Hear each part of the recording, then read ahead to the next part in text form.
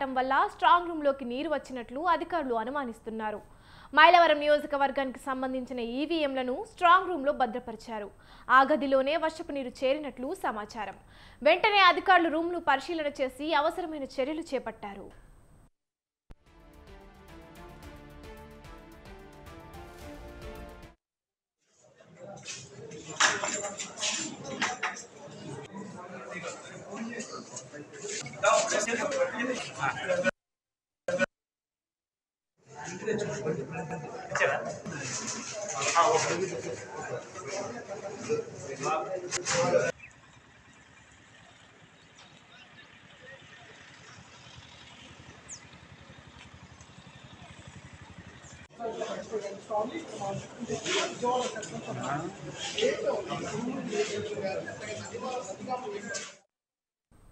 ఎన్టీఆర్ జిల్లా ఇబ్రహీపట్నంలోని నోవా నిమ్రా కళాశాలల్లో ఏర్పాటు చేసిన స్ట్రాంగ్ రూమ్స్లో వర్షపు నీరు చేరినట్లు తెలుస్తోంది.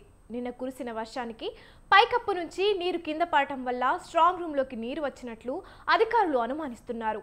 మైలవరం నియోజకవర్గానికి సంబంధించిన ఈవీఎంలను స్ట్రాంగ్ రూమ్లో భద్రపరిచారు. ఆ గదిలోనే వర్షపు నీరు చేరినట్లు సమాచారం. వెంటనే అధికారులు రూమ్ను పరిశీలన చేసి అవసరమైన చర్యలు చేపట్టారు. ఇక ఇదే అంశంపై మరింత సమాచారాన్ని మా ప్రతినిధి సంతోష్ ఫోన్ లైన్ ద్వారా అందిస్తారు. చెప్పండి సంతోష్, స్ట్రాంగ్ రూమ్లో వర్షపు నీరు చేరినట్లు తెలుస్తోంది. వర్షం నీటిలో ఏమైనా తడిసాయా? వాటి వల్ల కౌంటింగ్కి ఇబ్బంది అవుతుందా?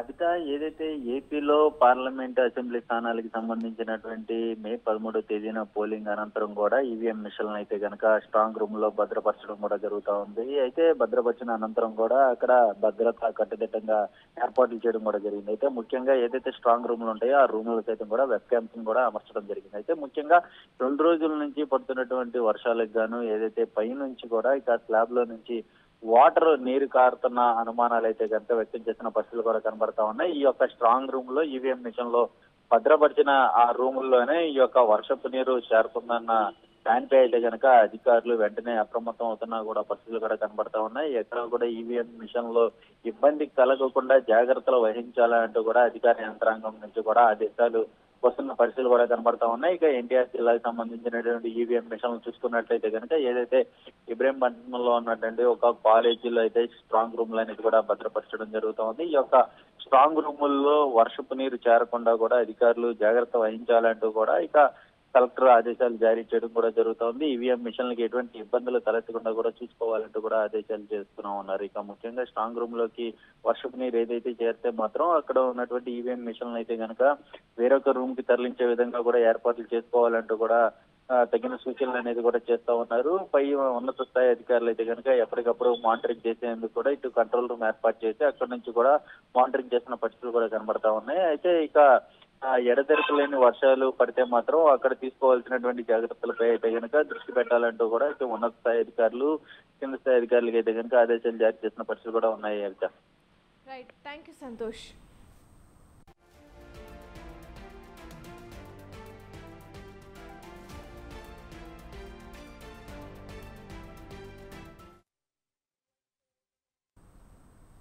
భూ వివాదం విషయంలో మాజీ మంత్రి మల్లారెడ్డిని పోలీసులు అరెస్టు చేశారు. మేడ్చల్ జిల్లా పేట్ బషీరాబాద్ పోలీస్ స్టేషన్ పరిధిలో ఉద్రిక్త వాతావరణం నెలకొంది. కోర్టు వివాదంలో ఉన్న ఓ స్థలాన్ని కొందరు ఆక్రమించుకుంటున్నారని ఆరోపిస్తూ మాజీ మంత్రి మల్లారెడ్డి అల్లుడు రాజశేఖర్ రెడ్డి ఆందోళనకు దిగారు. స్థలంలో వేసిన బారికేడ్లను మల్లారెడ్డి, రాజశేఖర్ రెడ్డి అనుచరులు తొలగించే ప్రయత్నం చేశారు. ఈ క్రమంలో పోలీసులు రంగప్రవేశం చేసి వారిని అడ్డుకున్నారు. దీంతో పోలీసులు, మల్లారెడ్డి, రాజశేఖర్ రెడ్డి మధ్య తీవ్ర వాగ్వాదం చోటు చేసుకుంది. ఉద్రిక్త పరిస్థితి నెలకొనడంతో మాజీ మంత్రి మల్లారెడ్డిని పోలీసులు అరెస్టు చేశారు.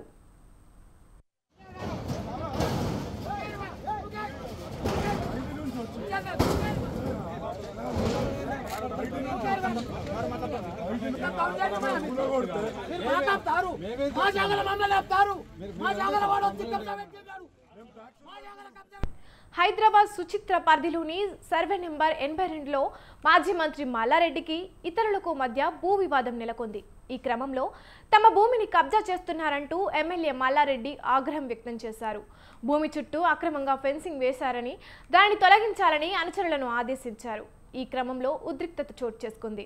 పోలీసులు రంగప్రవేశం చేసి వివాదంలో ఉన్న భూమిలో ఘర్షణకు దిగొద్దని సర్ది చెప్పే ప్రయత్నం చేశారు.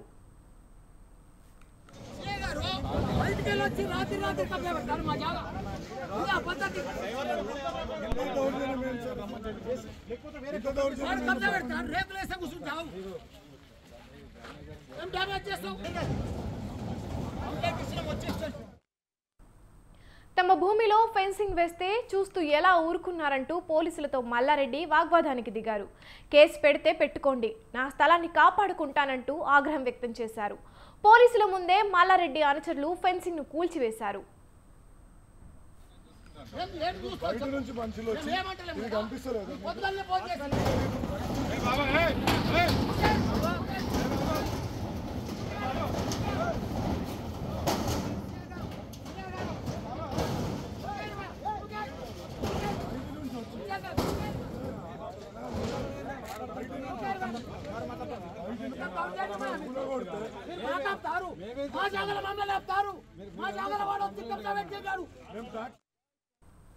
గతంలో ఈ భూమి తమదేనంటూ 15 మంది వచ్చారు.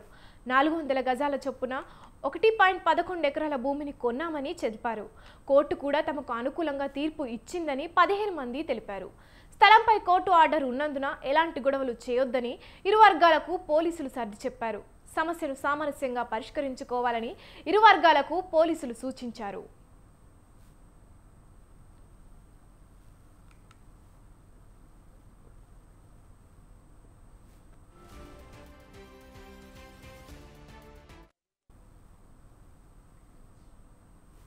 బీఆర్ఎస్ ఎమ్మెల్సీ వెంకట్రామరెడ్డిని అరెస్టు చేయాలని మాజీ ఎమ్మెల్యే రఘునందన్ రావు డిమాండ్ చేశారు. ఫోన్ ట్యాపింగ్ కేసులో వెంకట్రామరెడ్డి పాత్ర ఉందని మాజీ డీసీపీ రాధాకిషన్ రావు స్టేట్మెంట్ ఇచ్చాడని గుర్తు చేశారు. అసెంబ్లీ ఎన్నికల సమయంలో వెంకట్రామరెడ్డికి సంబంధించిన 3 కోట్లు తరలించినట్లు రాధాకిషన్ స్టేట్మెంట్ ఇచ్చారని అన్నారు. అయినా పోలీసులు వెంకట్రామరెడ్డిని కాపాడుతున్నారని అన్నారు. ఆయన మంత్రి పొంగులేటి వియ్యంకుడు అయినందునే అతనిని అరెస్టు చేయడం లేదా? రఘునందన్ ప్రశ్నించారు. వెంకట్రామరెడ్డి లక్షల కోట్ల ఆస్తులు సంపాదిస్తే వెంకట్రామరెడ్డిని ఎందుకు రేవంత్ రెడ్డి కాపాడుతుండు? కులం ఒకటని కాపాడుతున్నావా? పొంగులేటి శ్రీనివాసరెడ్డికి వియ్యంకుడని కాపాడుతున్నావా? వెంకట్రామరెడ్డిని అరెస్ట్ చేయకుండా ఆదేశాలు ఇచ్చినటువంటి మంత్రి ఎవరు? కాపాడుతున్న అధికారులు ఎవరు? ఒక్కసారి రేవంత్ రెడ్డి ఈ విషయంలో ఆలోచించాలి. తప్పకుండా ఎన్నికల కోడ్ ముగిసిన తర్వాత ఈ పనుల మీద మీరు చర్య తీసుకోకపోతే రఘునందన్ గా ఒక వకీలుగా బరాబర్ మీ వెంట పడతా. ఈ కేసులలో తెలంగాణ సమాజం ముందు అన్ని విషయాలు నిర్భయంగా ఉంచుతాను. డీజీపీ అయినా ఇంకెవరైనా చట్టం ముందు అందరు సమానులనే విషయాన్ని ఎస్టాబ్లిష్ చేస్తానని చెప్పి ఈ సందర్భంగా తెలియజేస్తూ, రేవంత్ రెడ్డి గారు మీకేం సంబంధం? చంద్రశేఖర్ రావుకి చెంచాగిరి చేసిన వెంకట్రామరెడ్డి లక్షల కోట్ల ఆస్తులు సంపాదిస్తే వెంకట్రామరెడ్డిని ఎందుకు రేవంత్ రెడ్డి కాపాడుతుండు? కులం ఒకటని కాపాడుతున్నావా? పొంగులేటి శ్రీనివాసరెడ్డికి వియ్యంకుడు. ఆంధ్రప్రదేశ్లో అసెంబ్లీ పార్లమెంట్ ఎన్నికల సందర్భంగా చెలరేగిన హింస విషయంలో కేంద్ర ఎన్నికల సంఘం కఠిన చర్యలు తీసుకుంది. ముందస్తు జాగ్రత్తలు తీసుకోవడంలో, అల్లర్లు చెలరేగకుండా కట్టడి చేయడంలో విఫలమయ్యారంటూ 3 ఎస్పీలు ఒక కలెక్టర్పై వేటు వేసింది. ఈ మొత్తం వ్యవహారంలో సంబంధిత అధికారులను బాధ్యులుగా గుర్తిస్తూ రాష్ట్ర ప్రభుత్వం నివేదిక ఇవ్వడంతో సిఈసి ఆదేశాలను జారీ చేసింది. అంతేకాదు, ఫలితాలు వెలువడిన 2 వారాల వరకు కేంద్ర బలగాలు గస్తీ కాయనున్నాయి. క్షణక్షణం భయం, ఏం జరుగుతుందోనన్న ఉత్కంఠ, ఎవరిపై ఎవరు దాడులు చేస్తారోనన్న ఆందోళన. ఆంధ్రప్రదేశ్లో అసెంబ్లీ పార్లమెంట్ ఎన్నికల వేళ పల్నాడు జిల్లాలోని మాచర్ల, నరసరావుపేట, తాడిపత్రి ఇలా చెప్పుకుంటూ వెళ్తే పలుచోట్ల తీవ్ర ఉద్రిక్త పరిస్థితులు, ఘర్షణ వాతావరణం నెలకొంది.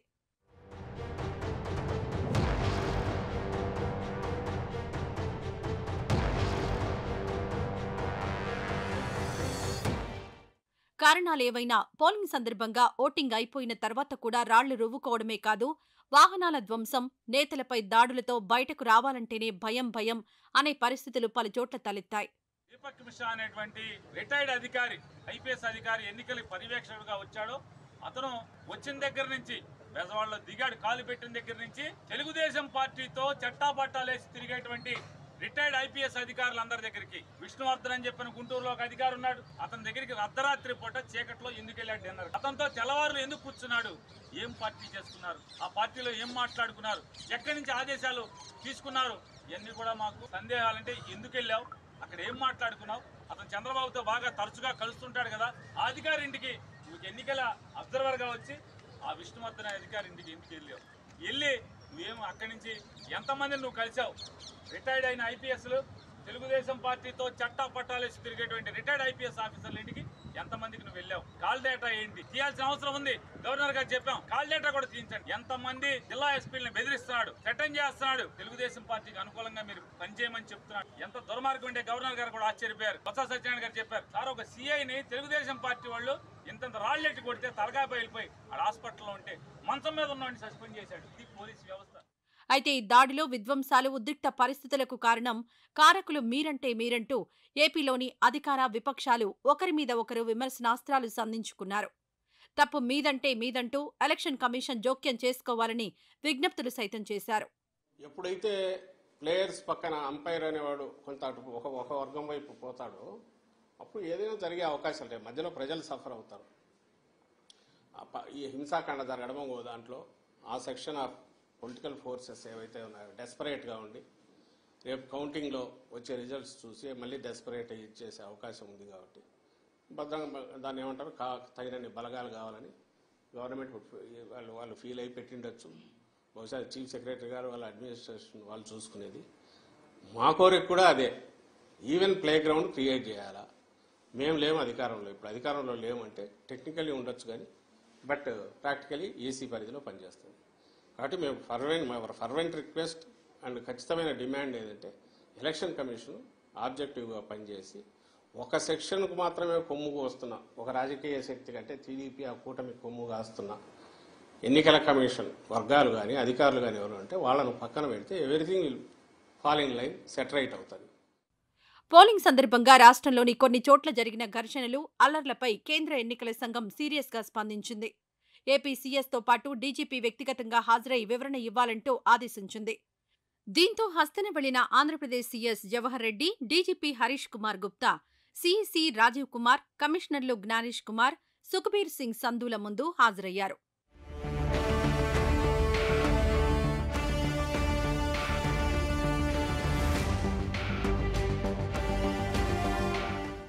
ఈ సందర్భంగా కేంద్ర ఎన్నికల సంఘం అధికారులు వీరికి పలు ప్రశ్నలు సంధించినట్లు తెలుస్తోంది. రాష్ట్రంలో ఎన్నికల సందర్భంగా కొన్ని ప్రాంతాల్లో చెలరేగిన హింసకు, అల్లర్లకు బాధ్యులెవరు? రాష్ట్రంలో 14 సమస్యాత్మక ప్రాంతాలు గుర్తించినా అక్కడ అల్లర్లు జరిగే అవకాశాలుంటాయని హెచ్చరించినా వాటిని అరికట్టే విషయంలో ఎలాంటి ముందస్తు జాగ్రత్త చర్యలు తీసుకున్నారు లాంటి ప్రశ్నలు సంధించి సీఎస్ డీజీపీ నుంచి వివరాలు సేకరించారు. మరి నిమ్మకు నీరుతున్న పరిస్థితిలో వెంటనే మరి గవర్నర్ గారు నిర్మాణం అవ్వమని రాజ్యాంగాన్ని రక్షించాల్సిన బాధ్యత మీ మీద ఉంది. అందుకని ఎవరైతే దీపక్ మిశ్రా ఉన్నారో వారిని తక్షణమే ఈ ప్రాసెస్ నుంచి వైదొలిగించి మంచి అధికారిని దేశంలో ఎవరినైనా ఇవ్వండి. మేము రేపు ఎన్నికల్లో గెలవబోతా ఉన్నాం. ఆంధ్రప్రదేశ్లో జగన్మోహన్ రెడ్డి గారి మీద ప్రజలు అంచనా విశ్వాసంతో ఉన్నారు. కానీ భయప్రాంతులు చేసి ఎన్నికల్లో మా మీద ఎన్నికలు అయిపోయిన తర్వాత మా నాయకుల్ని మరి ఇళ్లలో గొడవలు చేయించడం, దాడులు చేయించడం, అఘాయిత్యాలు చేయించడం ఎంత మరి రాజ్యాంగబద్ధంగా ఉందో ఆలోచించమని తక్షణమే మీరు ఇన్వాల్వ్ అవ్వమని మేము కోరటం జరిగింది. AP CS Jawahar Reddy, DGP Harish Kumar Gupta నుంచి తీసుకున్న వివరాలు పరిశీలించిన కేంద్ర ఎన్నికల సంఘం పల్నాడు, అనంతపురం, తిరుపతి జిల్లాలకు సంబంధించి మొత్తం 16 మంది అధికారులపై కొరడా జలిపించింది. బదిలీ వేటు పడిన వారిలో పల్నాడు జిల్లా కలెక్టర్ శివశంకర్ ఉన్నారు. అలాగే పల్నాడు ఎస్పీ బిందు మాధవ్, అనంతపురం ఎస్పీ అమిత్ బర్ధర్పై సస్పెన్షన్ వేటు వేసింది.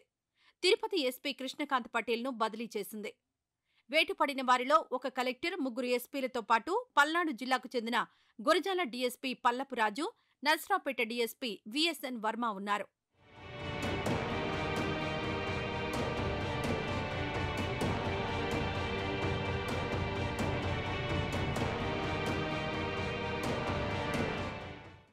అనంతపురం జిల్లా విషయానికొస్తే తాడిపత్రి డీఎస్పీ సీఎం గంగయ్య, తిరుపతి జిల్లాను చూస్తే తిరుపతి డీఎస్పీ సురేందర్ రెడ్డితో పాటు 3 జిల్లాలకు చెందిన ఇన్స్పెక్టర్లు, ఎస్ఐలు ఉన్నారు. ఈ మేరకు కఠిన నిర్ణయం తీసుకుంది కేంద్ర ఎన్నికల సంఘం.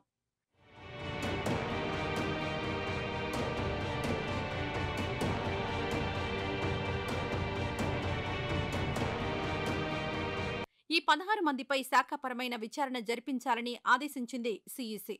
అంతేకాదు వారిపై ఛార్జ్షీట్ వేయాలని స్పష్టం చేసింది. 60 రోజుల్లోగా విచారణ పూర్తి చేసి తదుపరి చర్యల కోసం సిఫారసులతో కూడిన నివేదికనివ్వాలని ఆదేశించింది కేంద్ర ఎన్నికల సంఘం. అసలు తమ ఆమోదం లేకుండా సస్పెన్షన్ ఎత్తివేయొద్దని, శాఖాపరమైన చర్యలు నిలిపివేయొద్దని ఆదేశాల్లో స్పష్టంగా పేర్కొంది.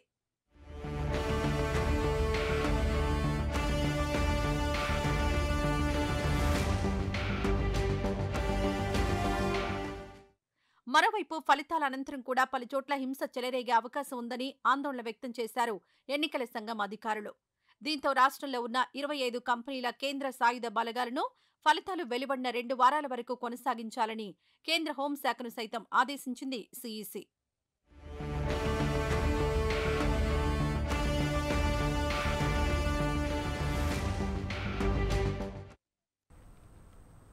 తెలంగాణలో లోక్సభ ఎన్నికల సందడి ముగిసింది. ఇక త్వరలోనే స్థానిక సంస్థల ఎలక్షన్ల హడావిడి ప్రారంభం కానుంది. దీంతో జూన్ 4 తర్వాత అన్ని పార్టీలు స్థానిక ఎన్నికలపై దృష్టి పెట్టనున్నాయి. మరోవైపు రాష్ట్ర ఎన్నికల సంఘం సైతం ఈ దిశగా ప్రయత్నాలు మొదలుపెట్టింది. బ్యాలెట్ బాక్సులను సిద్ధం చేస్తోంది.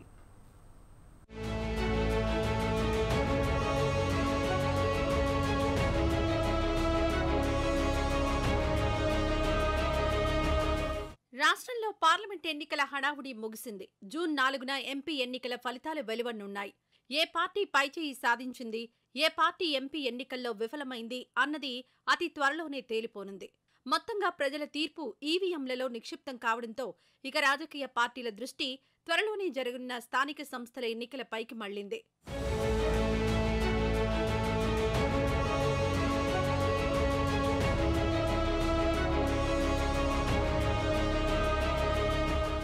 పార్లమెంట్ ఎన్నికల ప్రచారం సందర్భంగా స్థానిక నేతలను ఆకట్టుకునేందుకు అన్ని పార్టీల నేతలు స్థానిక పార్టీ శ్రేణులకు లోకల్ ఎలక్షన్లలో అవకాశాలిస్తామని హామీలిచ్చాయి. దీంతో పలువురు ఆశావహులు సిద్ధమవుతున్నారు. అటు రాష్ట్ర ఎన్నికల సంఘం సైతం స్థానిక సంస్థల ఎన్నికల నిర్వహణకు ఇప్పటికే సన్నద్ధమవుతోంది. వార్డు సభ్యులు, సర్పంచులు, ఎంపీటీసీలు, జడ్పీటీసీలకు సంబంధించి ఆయా స్థానాల వారీగా రిజర్వేషన్ల వివరాలను ఇప్పటికే పంచాయతీరాజ్ శాఖ ద్వారా సేకరించింది. పోలింగ్ సిబ్బందిని ఎంపిక చేసి శిక్షణ ఇచ్చింది. బ్యాలెట్ బాక్సుల్ని సైతం సిద్ధం చేస్తోంది.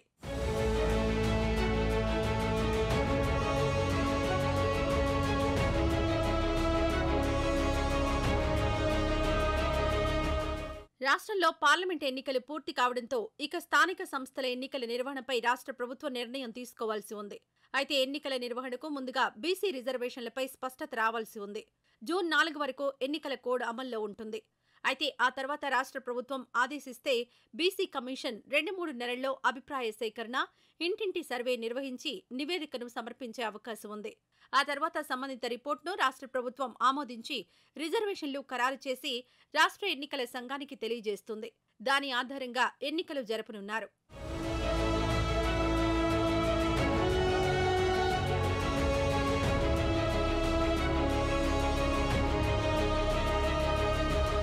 స్థానిక సంస్థల ఎన్నికల నిర్వహణ భారీ ప్రక్రియనని చెప్పాలి. తెలంగాణలో మొత్తం 12,814 గ్రామ పంచాయతీలు, 88,682 వార్డులున్నాయి. 620 జడ్పీటీసీ స్థానాలు, 6,473 ఎంపీటీసీ స్థానాలున్నాయి. అయితే గ్రామ పంచాయతీల్లో ఎన్నికలు పార్టీ రహితంగా నిర్వహిస్తారు. జడ్పీటీసీ, ఎంపీటీసీ ఎన్నికలు మాత్రం పార్టీ గుర్తుతో జరుపుతారు. హైదరాబాద్ మినహా తెలంగాణ అంతటా స్థానిక ఎన్నికలు జరగనున్నాయి. వార్డులు, గ్రామ పంచాయతీల ఎన్నికలు ఒకసారి, ఎంపీటీసీ, జడ్పీటీసీ ఎన్నికలు మరోసారి జరపాలి. ఉప సర్పంచులకు పరోక్ష ఎన్నికలుంటాయి. మండల పరిషత్, జిల్లా పరిషత్ అధ్యక్ష, ఉపాధ్యక్ష ఎన్నికలు జరిపిన తర్వాత ఈ ప్రక్రియ పూర్తవుతుంది.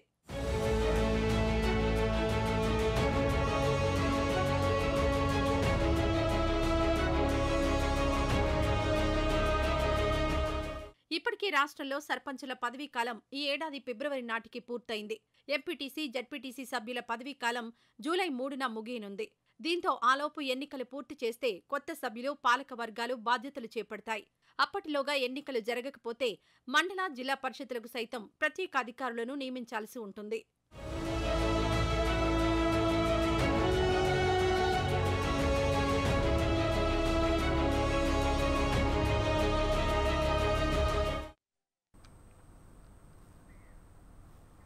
తెలంగాణలో ఇంజనీరింగ్, అగ్రికల్చర్, ఫార్మసీ కోర్సుల్లో ప్రవేశాలకు నిర్వహించిన ఈఏపీ సెట్ ఫలితాలు విడుదలయ్యాయి. ఫలితాలను విద్యాశాఖ ముఖ్య కార్యదర్శి బుర్రా వెంకటేశం విడుదల చేశారు.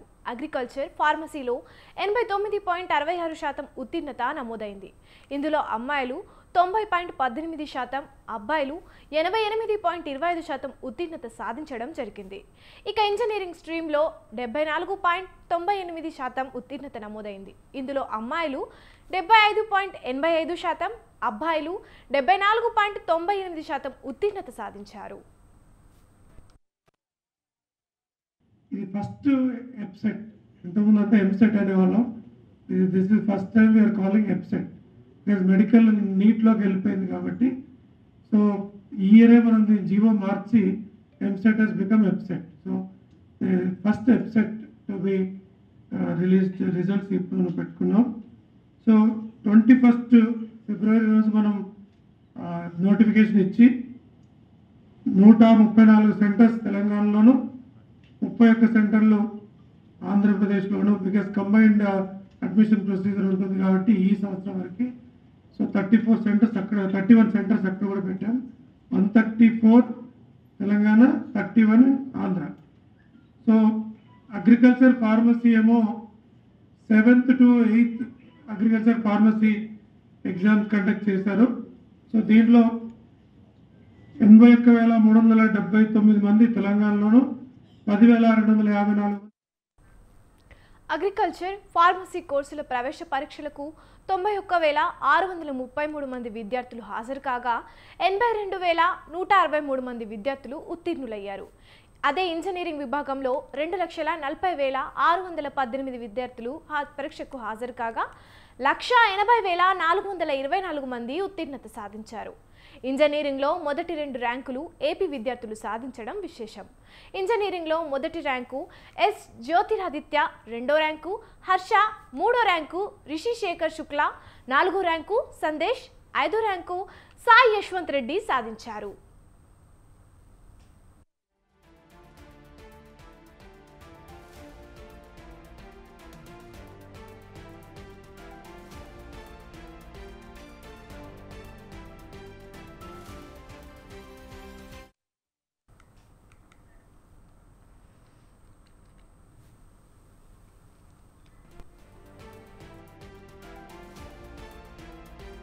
కృష్ణా జిల్లా గన్నవరం పోలీసులు ఎన్ఆర్ఐ డాక్టర్ లోకేష్ను అదుపులోకి తీసుకున్నారు.